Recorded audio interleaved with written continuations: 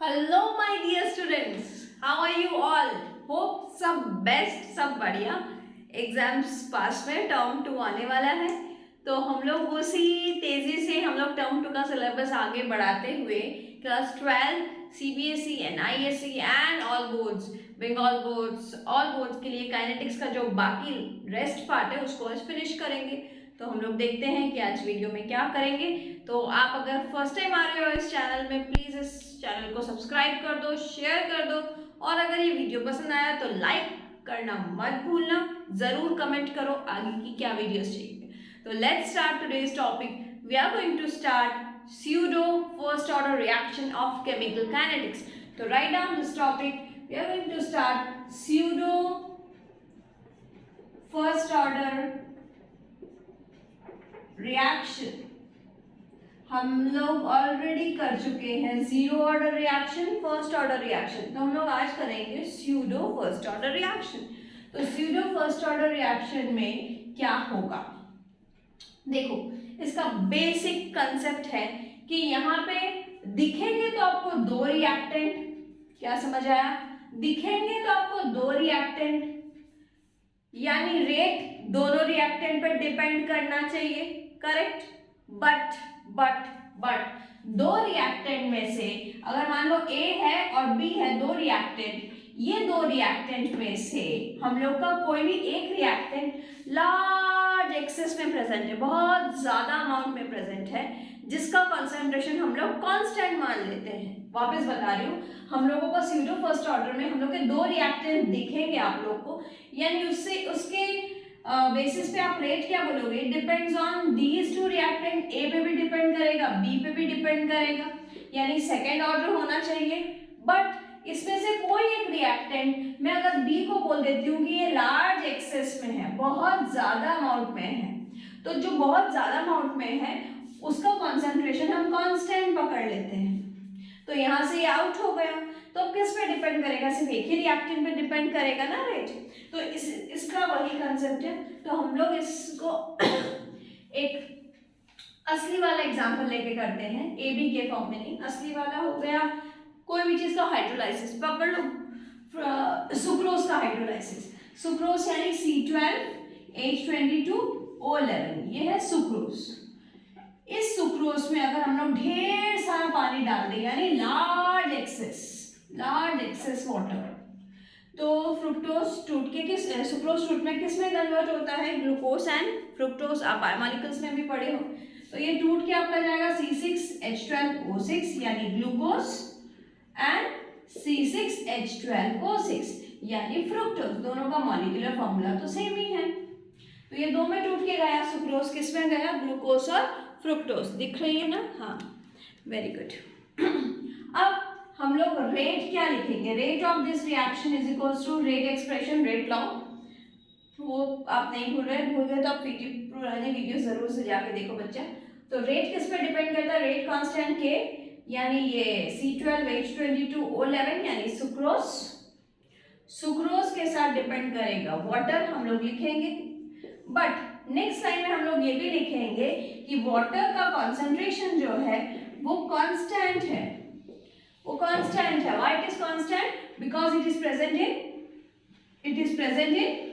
Large access, बहुत ज्यादा amount में प्रेजेंट है, तो इसका कॉन्सेंट्रेशन कांस्टेंट हो गया। तो कांस्टेंट के संग एक नया कांस्टेंट मल्टीप्लाई होगा, तो नया रेट क्या होगा? Rate dash is equals to K dash, पकड़ ले, C12H22O11। मैंने यहाँ के डैश क्यों लिखा? यहाँ ब्रैकेट में कर देती हूँ। के डैश का मतलब है के इंटू वाटर भी एक कांस्टेंट था, उसके साथ मल्टीप्लाई करके नया हमने रेट लिख दिया। यानी अब रेट किस पे डिपेंड कर रही है? सिर्फ सुक्रोज पे, यानी first order. So this is first order kinetics, जबकि आप लोगों को क्या लग रहा था? Second order. तो इसीलिए इसको नाम है स्यूडो फर्स्ट ऑर्डर, यानी स्यूडो का मतलब ही है false. So it generally happens when any reactant present in large excess. So this is a good example of hydrolysis of sucrose. You can add one more example, that is hydrolysis of example number 2. Hydrolysis of ester. ester का जो hydrolysis है वो भी आपका इसी pseudo first order reaction में fall करता है। तो this is all about pseudo first order. आपको इतना ही पढ़ना है कि स्यूडो फर्स्ट ऑर्डर क्या होता है, गिव सम एग्जांपल्स। तो दैट्स इट। अब हम लोग नेक्स्ट मूव करेंगे आगे। आप लोगों को टर्म 2 का लास्ट पार्ट में जो आपको कंप्लीट करना है दैट इज कैटलिस्ट के बारे में पढ़ना है थोड़ा सा। तो हम लोग स्टार्ट करते हैं।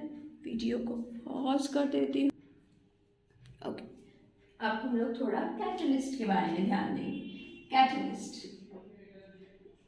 सारी उम्र हम मर मर के जी लिए, एक पल दो अब हमें जीने दो, जीने दो।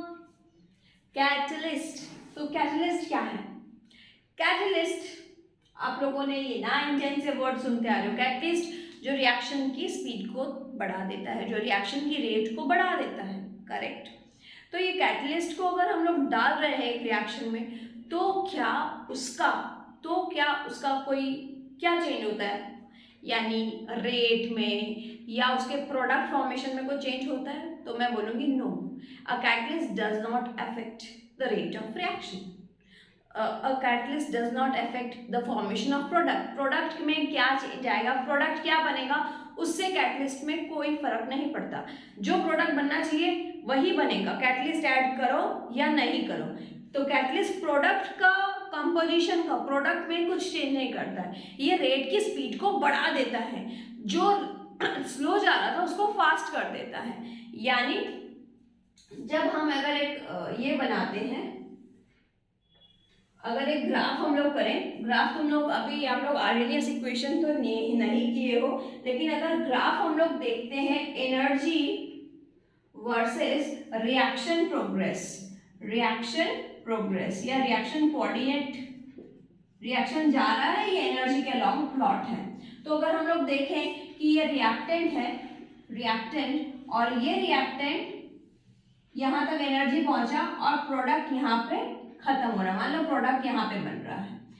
ये ग्राफ है जिसमें ये रिएक्टेंट की एनर्जी थी, उसको बहुत हाई एनर्जी चाहिए लगी, वो टूटा, बॉन्ड ब्रेकिंग हुआ, एनर्जी लगी, प्रोडक्ट फॉर्मेशन हुआ, यहाँ पे आके उसकी एनर्जी फिनिश हुई। यानी this is the maximum activation energy जो चाहिए रिएक्टेंट को प्रोडक्ट बनने के लिए। मैक्सिमम एक्टिवेशन एनर्जी कितनी है, इतनी एक्टिवेशन एनर्जी उसको लगी प्रोडक्ट बनने के लिए, यानी काफी एनर्जी लगी। लेकिन हम जैसे ही कैटलिस्ट डालेंगे तो हम देखेंगे इसका जो ग्राफ है वो उतना ऊपर से नहीं जाएगा, उसका ग्राफ का जो पीक है वो डाउन आ जाएगा, वो थोड़ा डाउन आ जाएगा, यानी एनर्जी कम हो गया।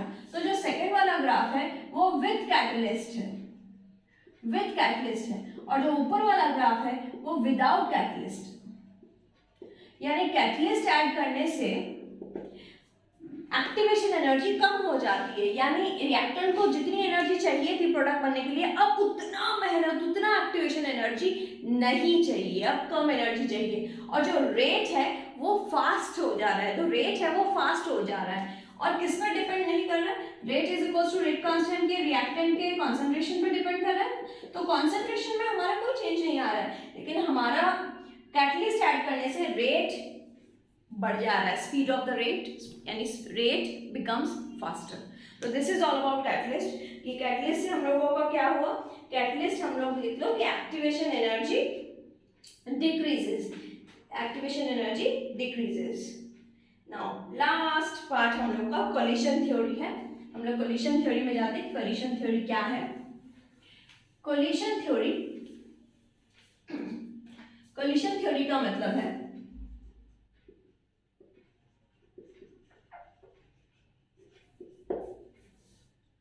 रिएक्टेंट लिखते हैं A+D से C+D जनरेट हो रहा है। तो मैं जितना आसानी से ये रिएक्शन लिखी हूँ उतना आसानी से ये रिएक्शन हो रहा है? बिल्कुल नहीं। एक रिएक्शन को होने में काफी फैक्टर्स डिपेंड करता है। रिएक्टेंट का बॉन्ड ब्रेक होता है, नया बॉन्ड बनता है, तो it happens after a quite feasible conditions, बहुत फीजिबल कंडीशंस फुलफिल करने के बाद एक प्रोडक्ट बनता है। तो फीजिबल कंडीशन क्या है, वो फुलफिलमेंट क्या होनी पड़ेगी? तो सबसे इंपॉर्टेंट फैक्टर है यहाँ कोलिशन थ्योरी का मतलब है, कोलिशन का मतलब रिएक्टेंट्स आपस में कोलाइड करते हैं, धक्का खाते हैं, पहले टूटते हैं फिर धक्का खाते हैं ताकि प्रोडक्ट बने, ठीक है। ए और बी अगर आपस में जब तक नहीं जुड़ेंगे या एक दूसरे के साथ वापस कांटेक्ट में नहीं आएंगे तो सी और डी जनरेट कैसे होगा। तो कोलिशन थ्योरी में सबसे पहला important, for a reaction to occur और for a product to form, अगर एक प्रोडक्ट बनना है तो what are the two conditions important. तो कंडीशन नंबर 1 इज एनर्जी होनी पड़ेगी, सफिशिएंट एनर्जी का मतलब रिएक्टेंट में काफ़ी जितनी एक्टिवेशन एनर्जी चाहिए ये प्रोडक्ट बनने के लिए उतनी एक्टिवेशन एनर्जी होनी पड़ेगी, यानी minimum energy required to form product is that, okay. तो उस मतलब ये जो ग्राफ हमने अभी जस्ट बनाया एनर्जी वर्सेस रिएक्शन प्रोग्रेस का, तो उसमें हम लोगों ने देखा कि ये मिनिमम एनर्जी थी ताकि ये प्रोडक्ट बनने के लिए, तो ये मिनिमम एनर्जी यानी थ्रेशोल्ड एनर्जी जो है वो पहुंचनी पड़ेगी, वो रिएक्टेंट में कैपेसिटी होनी चाहिए। अगर ये यहीं पर जाके रुक गया, रिएक्टेंट की एनर्जी यहीं तक है, तो वो प्रोडक्ट नहीं बना पाएगा। एक सफिशिएंट एनर्जी होनी पड़ेगी for the product formation, number 1 condition. And the second condition is proper orientation होना पड़ेगा, प्रॉपर ओरिएंटेशन का मतलब है उनका ज्योमेट्री, उनका सजावट। फॉर एग्जाम्पल आपने हैलोएल्केन हैलोएनिक्स अगर पढ़ा ही होगा, अपने टर्म 1 कंप्लीट हो गया, तो ओरिएंटेशन में आपने SN1 SN2 रिएक्शन को स्टडी किया था। तो याद करो SN2 रिएक्शन कैसे हो रहा था, फ्रंट साइड से SN2 पॉसिबल नहीं था, बैक साइड आएगा तभी वो अटैक फिजिबल है। SN2 में बैक साइड अटैक था, तभी न्यूक्लियोफाइल अटैक करके प्रोडक्ट बन सकता था। फ्रंट साइड हो रहा तो बनता है SN2 रिएक्शन? बिल्कुल नहीं। इजी एग्जांपल बता देती हूँ, ताला चाबी, अगर ताले में जो चाबी लगी उसी से ही ना खुलेगा, वो तो ओरिएंटेशन प्रॉपर होना चाहिए। तुम अगर वही चाबी है लेकिन इधर उधर मारोगे तो खुलेगा नहीं, वो प्रॉपर उसी लॉक में उसी फिट होना पड़ेगा, उसी में लॉक एंड की मैकेनिज्म, यानी ओरिएंटेशन उनका प्रॉपर होना पड़ेगा। तो यहाँ पे भी इनका ओरिएंटेशन प्रॉपर होना पड़ेगा, यानी ए का जो साइड से बी का जिस साइड से अटैक होगा वो आपस में उसी साइड से ये रिएक्शन फिजिबल है। तो 2 conditions are required for collision theory, one is sufficient energy, another is proper orientation. हाँ, प्रॉपर ओरिएंटेशन। तो यहीं पे आप लोगों का चैप्टर में इतना ही पार्ट है। स्टार्टिंग में आप लोगों ने पूरा कंप्लीट किया। बस क्या चीज़ नहीं है इस बार, टेम्परेचर डिपेंडेंसी नहीं है, यानी आर्हेनियस इक्वेशन आप लोग को कट करना है, अदरवाइज सब पढ़ते जाना है। सबसे इंपॉर्टेंट बोल रही हूँ, फर्स्ट ऑर्डर कर लो, फर्स्ट ऑर्डर का न्यूमेरिकल्स और फर्स्ट ऑर्डर का डिराइवेशन, सबसे ज़्यादा क्वेश्चन उसी से ही आने वाले हैं। ओके, तो be prepared for this exam. मैं तो हूँ, जब पूछना है, कोई डाउट पूछना है पूछो। आज के लिए इतना ही, that's it. Thank you for watching my video, bye bye.